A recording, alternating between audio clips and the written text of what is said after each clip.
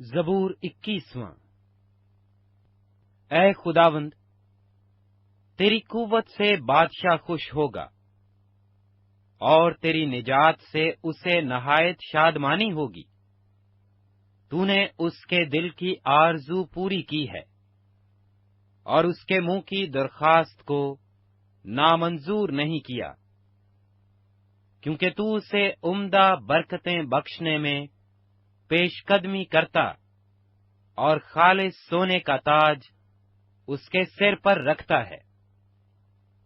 اس نے تجھ سے زندگی چاہی اور تو نے بخشی، بلکہ عمر کی درازی ہمیشہ کے لیے۔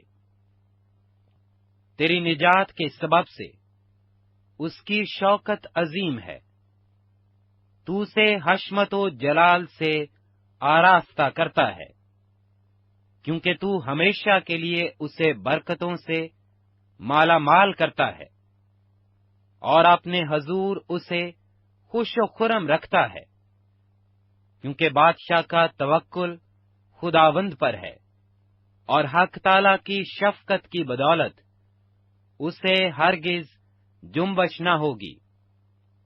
تیرا ہاتھ تیرے سب دشمنوں کو ڈھونڈ نکالے گا، تیرا داہنا ہاتھ تجھ سے کینہ رکھنے والوں کا پتہ لگا لے گا۔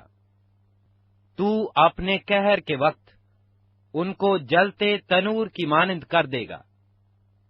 خداوند اپنے غضب میں ان کو نگل جائے گا، اور آگ ان کو کھا جائے گی۔